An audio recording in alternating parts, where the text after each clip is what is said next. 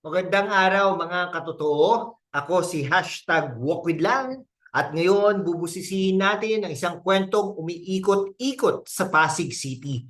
Isang peking survey na nagsasabing mas mataas daw ang trust rating ni Sara Diskaya kaysa kay Vico Soto. Ngunit mga kaibigan, hold your horses. Fake news ba ito o may bahid ng katotohanan? Kaya naman, ngayong araw, aalamin natin ang buong kwento mula sa pinanggalingan ng balita hanggang sa motibo sa likod nito. Kaya ihanda ang kape.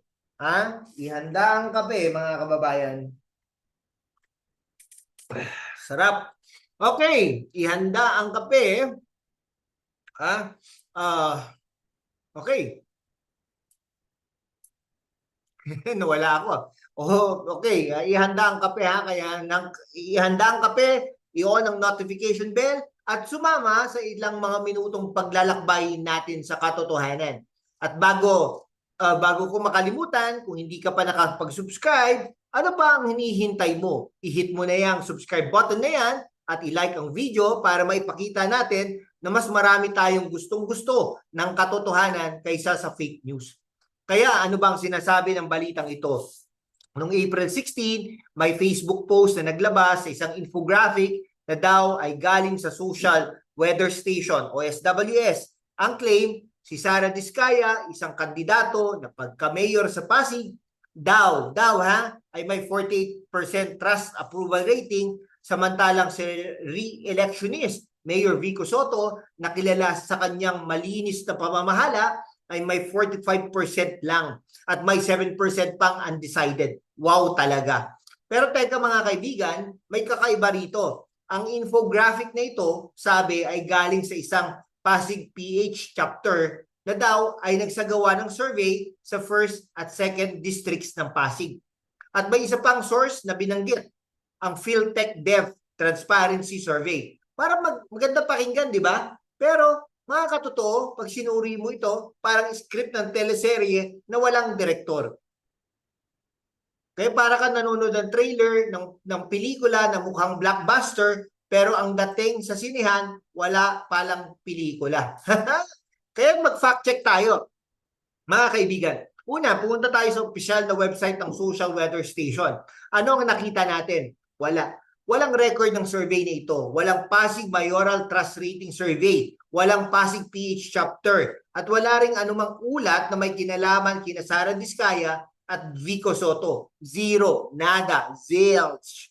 Pangalawa, yung sinasabing PhilTech Dev Transparency Survey. Naku, mga katotoo, parang multo yan. Walang katawan. Pag sinuri mo online, walang ebidensya na may ganitong organisasyon o survey. Parang kathang isip na karakter sa isang fan fiction.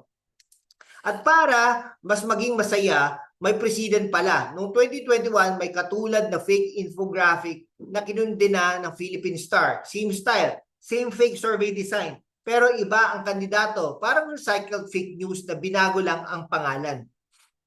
Mga kaibigan, kung fake news ang pagkain, ito yung instant noodles na expired na pero binibenta pa rin. Ngayon, bakit kaya lumabas ang ganitong fake news? Timing is everything, mga katotoo. 2 araw bago lumabas ang fake survey na dismiss ng Commission on Elections ang disqualification case laban kay Vico Soto. Sino ang nag-file ng kaso? Si Curly Diskaya. Sino siya? Siya ang asawa ni Sara Diskaya. Aha! May plot twist. Kaya hindi natin maiwasang mag-isip, may motibo ba sa likod nito? Ang fake survey na ito na may 11,100 reactions at 2,157 shares sa Facebook ay parang sinadya para guluhin ang imahe ni Vico Soto, na kilala sa kanyang transparent at malinis na pamamahala. At si Sara Diskaya, sinasabi ng post na siya ay genuine at hardworking. Pero mga kaibigan, kung genuine ang intensyon, bakit kailangan gumamit ng peking survey? Parang love letter na peke ang pirma.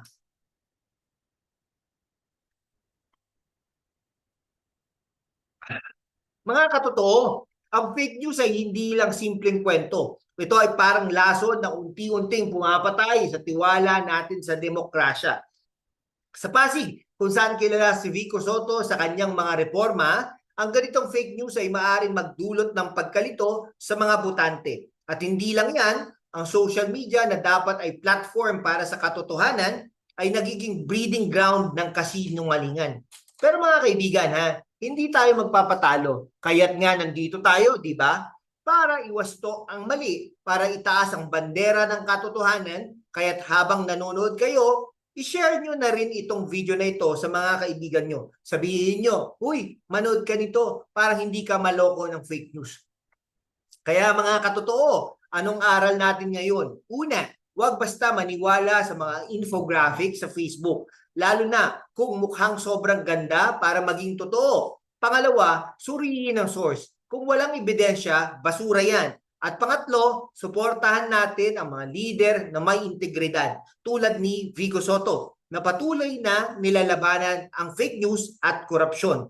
Bago tayo magpaalam, isang malaking hirit para sa inyo. Kung hindi ka pa nakasubscribe ngayon na ang tamang oras, i-click mo na yung subscribe button at i-on ang notification bell para hindi mo makaligtaan ang mga susunod nating pagbubunyag ng katotohanan. At kung gusto mong maging bahagi ng laban sa fake news, i-like at i-share itong video na ito. Ako si #WalkWithLan at itong ating laban para sa katotohanan. Hanggang sa susunod, mga katotoo, mag-ingat, magsuri at mag-subscribe!